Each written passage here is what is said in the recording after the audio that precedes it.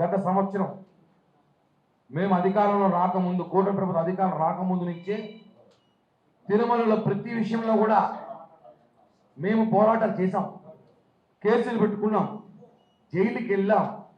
ఆ రోజు తిరుమల తిరుపతి దేవస్థానంలో ఉన్న అధికారి ఎవరైతే రెడ్డి గారు ఉన్నారో ఆయన మేము ఏం మాట్లాడినా కూడా, భక్తుల కోసం మాట్లాడినా కూడా మా మీద కేసులు పెట్టిన రోజులు ఉన్నాయి. అలాంటి దాఖలాలు కూడా భయపడకుండా జనసేన పార్టీ ఆ రోజు కూడా ప్రతి చిన్న విషయాన్ని కూడా బయట తీసుకొచ్చి చేయడం జరిగింది. అదేవిధంగా గత ప్రభుత్వంలో జగన్మోహన్ రెడ్డి హయాంలో ఇద్దరు రెడ్డి గారు చైర్మన్ ఉన్న హయాంలో, ఇంకో రెడ్డి గారు తిరుమల కలుసను నడుపుతున్న హయాంలో తిరుమల పరకామణి చోరీ జరిగినప్పుడు ఆ విషయాన్ని ఒక 2-3 మీడియా ఛానల్ బయట తీసుకురావడం జరిగింది. అప్పుడు కూడా మొట్టమొదట మాట్లాడిన వ్యక్తులు ఎవరు ఉన్నారంటే జనసేన పార్టీ మాత్రమే. ఆ రోజు కూడా మేము ఆ రోజు మాట్లాడినప్పుడు ఆ రోజున్న మీడియా ప్రతినిధి పైన కేసులు పెట్టారు, బెదిరించారు, మా మీద కేసులు పెట్టారు, మమ్మల్ని బెదిరించారు, అన్నీ చేశారు. కానీ వెంకటేశ్వర స్వామి బెదిరించలేం కదా. మమ్మల్ని బెదిరించి భయపెట్టాలి చేయొచ్చు, కానీ వెంకటేశ్వర స్వామి దగ్గర ఎవరి లెక్కలు వాళ్ళకు ఉంటాయి. ఇది మాత్రం వాస్తవం.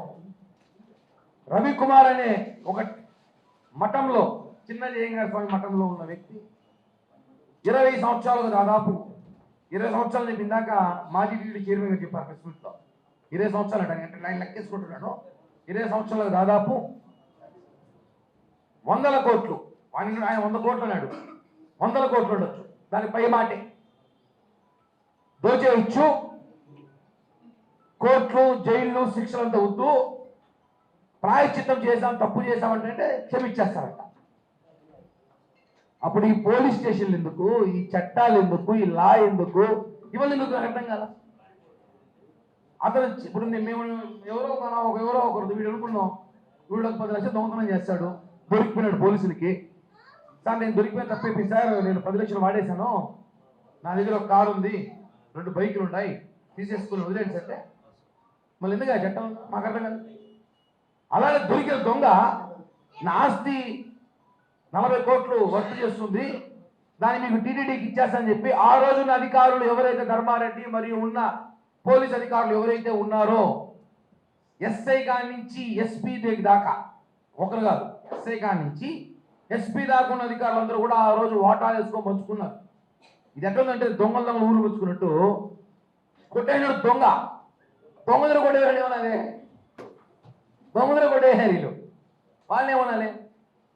మేమేమంటున్నామంటే జనసేన పార్టీ తరఫున శ్రీ వెంకటేశ్వర స్వామి భక్తుడుగా, స్థానికుడుగా మేము కూడా దర్శనానికి పోయినప్పుడు రోజు 2,000, 3,000, 5,000 వేస్తాం. మా డబ్బులు అవన్నీ, అందరూ భక్తులు వేసే డబ్బులు. ఇప్పుడు ఆ డబ్బులకి లెక్క చెప్పాల్సిన బాధ్యత టీటీడీ మీద ఇప్పుడు ప్రభుత్వం కూడా ఉంది. వాళ్ళు ఇప్పుడు బయట పెట్టారు. నేనైతే మా కూటమి నేతలు ఇక్కడే వీడియో కూడా టెలికాస్ట్ చేసి చూపించారు ఏ విధంగా చోరీ చేశారో. అంటే అవన్నీ కూడా గత ప్రభుత్వం బయటపడినాయి అన్నారు. ఓకే, తీసుకొచ్చారు. దొంగలు ఏం చేశారు మీరు? దేశం దాటిచ్చారా? నాకు అనుమానం అతను ప్రాణంతో ఉన్నాడా లేదా అనేసి. ఎందుకంటే అతను నేను గతంలో చాలాసార్లు అడిగా, రవికుమార్ బతుకుంటే ఒకసారి కనిపించాయా చూడాలని నేను అడుగుతాను. రవికుమార్ ఉంటే కనీసం కనిపించాలి. నేను ఉన్నాను చెప్పి ఒక వీడియో కాల్, ఒక వాట్సాప్ వీడియోని పెట్టు, లేదా ఒక వీడియోతో ఇంటర్వ్యూని ఇవ్వు. ఎందుకంటే రవికుమార్ పట్టుకొస్తే గత ప్రభుత్వంలో ఎవరెవరికి ఎంత వాటాలు ఇచ్చినాడో, ఆయన పట్టుకున్నప్పుడు ఎవరెవరికి ఎంత రాసినాడో, ఏ ఆస్తులు ఇచ్చో తీయాలి. ఇప్పుడు నేను అడుగుతాను, నన్ను తీసుకెళ్ళి గతంలో అధికారులు ధర్మారెడ్డి కానీ లేకపోతే సీఏలు ఎవరైతే తీసుకెళ్ళి ఇది రవికుమార్ బిల్డింగు, ఇది రవికుమార్ బిల్డింగు, ఇది రవికుమార్ బిల్డింగ్ చూపిస్తే కాదు కదా. డబ్బులు ఎప్పుడూ వేయలేదు, కోట్లాది మంది భక్తులు వేశారు కాబట్టి చూపించండి, మీడియా కూడా చూపించండి. తీసుకెళ్ళి మొత్తం ఏం ఆస్తులు ఇచ్చాడు, ఎంతెంత ఆస్తులు ఇచ్చాడు, దాని లెక్క ఎంత, దాని రిజిస్ట్రేషన్ వాల్యూ ఎంత, దాని గవర్నమెంట్ రేట్ ఎంత. ఇప్పుడు అవన్నీ వదిలేసి 100 కోట్లు కొట్టేసి 40 కోట్లు ఆస్తి మీద డబ్బులు ఏమైనాయి? మా లెక్క ఊరికి 100 కోట్లు అనుకుందాం, మిగతా కోట్ల డబ్బులు ఏమైనాయి, ఎవరు తీసుకున్నారు? ఈ రోజుల్లో కొండపైన ఒక శుభదం 300 రూపాయల టికెట్ బ్లాక్లు అమ్మితే పెద్ద వార్త రాసి వాడిని జైలుకి పంపించి వాడిని 10 రోజులు జైల్లో పెడతారు 300 రూపాయల టికెట్కే. అలాంటిది ఇన్ని 100 కోట్లు కట్టడితో జైలు పంపలేదు. లోక్ అదాలత్ ఎందుకు కేసు కొట్టించారు అంటే తప్పైపోయిందని చెప్పి వెంకటేశ్వర స్వామి వచ్చి తప్పైపోయింది వెంకటేశ్వర స్వామి దగ్గర కాదు, సారీ క్షమించాలి, ధర్మారెడ్డి దగ్గర ఆ పోలీస్ అధికారుల దగ్గర వచ్చి తప్పైపోయిందని క్షమించేస్తే దైవగుణం గల వాళ్ళు వాళ్ళని క్షమించేసి వాళ్ళ దగ్గర పాఠాలు తీసుకొని వాళ్ళని క్షమించేస్తారట. అప్పుడు ఇప్పుడు కొండపైన దొరికే దళారులందరూ కూడా మీరందరూ కూడా ఎవరు దొరికితే మీరు స్టేషన్ పోకండి. గత ప్రభుత్వం ఉన్నప్పుడు వాళ్ళ దగ్గర పోయేసి మేము తప్పు చేసి తెలియకుండా టికెట్లు ఇచ్చేసాము అని క్షమాపణ అనుకోవాలంటే క్షమాపణ చేస్తారట. కొండపైన పోలీస్ స్టేషన్ అవసరం లేదు, విజిలెన్స్ వింగ్ అవసరం లేదు. ఏం మాట్లాడుతున్నారు అసలు? దొరికిన దొంగను తప్పించినారు. అప్పుడున్న ఎస్ఐ మొన్నటి దాకా ఉన్నాడు, నాకు కూడా సమాచారం ఇప్పుడు అతనే ఉన్నాడు అనిపిస్తుంది తిరుమలలో. వాళ్ళు ఇంకా అడుగుతున్నారు. మీరు నేను ఒకటి అడుగుతున్నా, బిన్ లాడెన్ని ఇంకా పెద్ద పెద్ద డాన్లని ఉగ్రవాదులనే పట్టుకున్నాం మనం. ఈ రవికుమార్ అంతా మనకి దొరకాలంటే వస్తాం కదన్నా. బిన్ లాడెనే పట్టుకున్నారు వీళ్ళు, ఉగ్రవాదులు దొరికిపోతున్నారు. రవికుమార్ దొరకడం ఎందుకు దొరకడం లేదు? ఏదైనా అంతరిక్షంలో అనుకోండినా లేదా ఆయన్ని ఏమైనా చేసేసారా? ఆయన బయట వస్తే అందరు పేర్లు బయటకు వస్తాయి, దొంగల వాటాలు అందరూ పంచుకున్నామని చెప్పి పేర్లు బయటకు వస్తాయని ఏమైనా అనుకున్నాడా? మేము ఒకటే అడుగుతున్నాం, టీటీడీ చైర్మన్ బిఆర్ నాయుడు గారిని, టీటీడీ అడిషనల్ వెంకటేష్ చౌదరి గారిని, టీటీడీ గతంలో ఉన్న ఈవో మళ్ళీ వచ్చిన అనిల్ సింఘాల్ గారిని, ముఖ్యంగా తిరుపతి ఎస్పీ సుబ్బరాయుడు గారిని మాకు నమ్మకం ఉంది కాబట్టి, సార్ రవికుమార్ని పట్టుకోండి.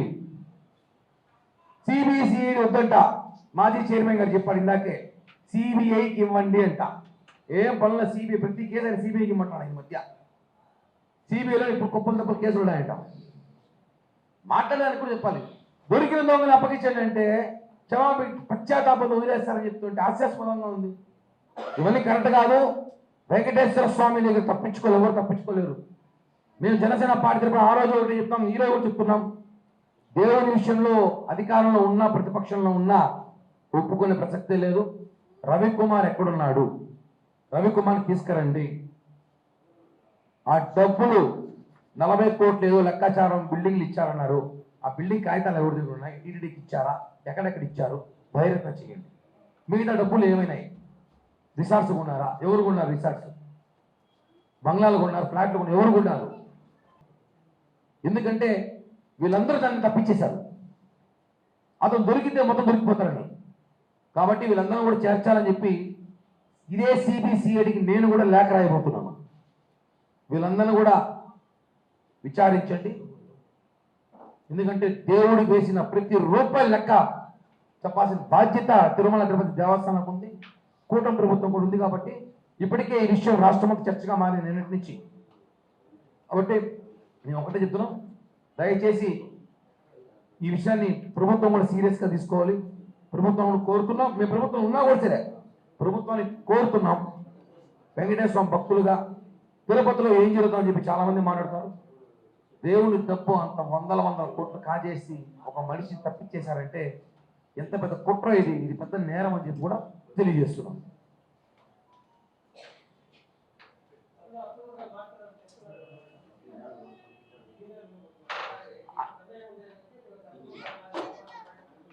అన్న ఒకటే అన్న, దొంగ దొరికినప్పుడు శిక్ష పడాలి కదా.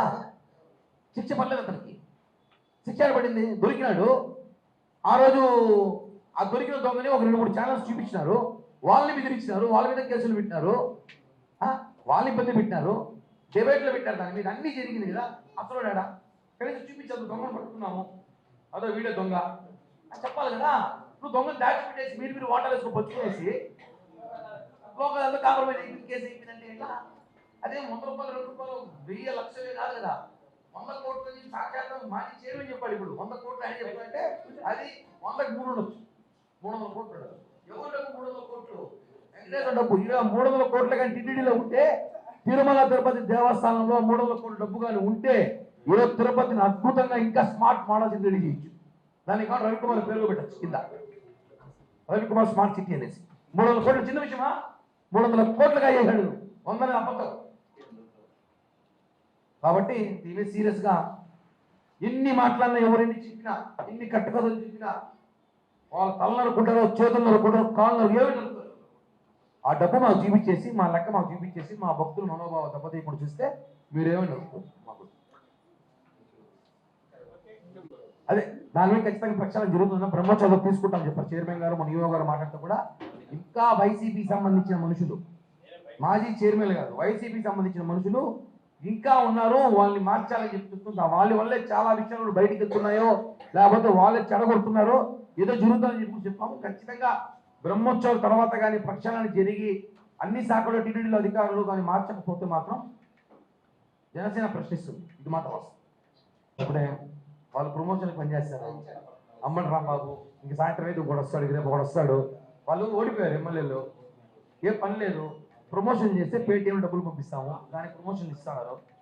గత ప్రభుత్వంలో ఒక సినిమాకి 950 రూపాయల టికెట్ రేటు వాళ్ళే ఇచ్చారు. 10 ఏళ్ల క్రితమే బాహుబలి 2కి 1000 రూపాయల టికెట్ అమ్మినారు. మేము ఎవరు బలవంతం పెట్టట్లేదు. యుఎస్లో, యూకేలో 2-3 లక్షల టికెట్లు వాళ్ళే కొనుక్కుంటున్నారు. ఇంకా తిరుపతిలో కూడా 2 లక్షలు 1 లక్ష కొనుక్కున్నారు. అభిమానం అది. ఓజీ సినిమా అంటే ఈసారి అది బ్లాక్ బస్టర్ అన్నారు. కాబట్టి వాళ్ళకి ఆ బాధ తట్టుకోలేక పవన్ కళ్యాణ్ గారి సినిమా భారీ హిట్తో ఆల్రెడీ గెలిచాము, డిప్యూటీ సీఎం, మళ్ళా హిట్తో మళ్ళా ప్రజల్లోకి ఆదరణ పొందుతుందని చెప్పి ఈ ప్రమోషన్ ఆర్టిస్ట్ అందరూ వస్తూ ఉంటారు. మాకు ఫ్రీ పబ్లిసిటీ వదిలేదు మేము కూడా. హిట్ టీవీ యాప్, ఇందులో short news, live news, entertainment shows, movies, digital magazines తో పాటు మీ జిల్లా వార్తలను కూడా ఫ్రీగా చూడొచ్చు. ఇంకెందుకు ఆలస్యం, వెంటనే హిట్ టీవీ యాప్ ని డౌన్లోడ్ చేసుకుని ఫ్రీగా ఎంటర్టైన్మెంట్ పొందండి. Hit TV app. Hit TV app. Please download hit TV app. Hit TV app ని ఫ్రీగా డౌన్లోడ్ చేసుకుని ఎంజాయ్ చేయండి. మీకు నచ్చిన ఎంటర్టైన్మెంట్ కోసం హిట్ టీవీ యాప్ ని ఫ్రీగా డౌన్లోడ్ చేసుకుని ఎంజాయ్ చేయండి. హిట్ టీవీ యాప్ ని డౌన్లోడ్ చేసుకుని ఆస్వాదించండి, ఆశీర్వదించండి. ఇంతమంది సెలబ్రిటీలు హిట్ టీవీ యాప్ ని డౌన్లోడ్ చేసుకోండి అని చెప్తున్నారంటే ఎంత మంచి యాప్ ఆలోచించండి. అమెరికా అమెరికా అమెరికా అమెరికాలో చదవాలనుకునే వాళ్ళకి విశ్వసనీయమైన పేరు మన శౌర్య కన్సల్టెన్సీ. UK లో 1 year masters, UK లో 1 year masters, 2 years work permit up to 5 years visa. Contact Saurya Consultancy. Contact 89851 89851.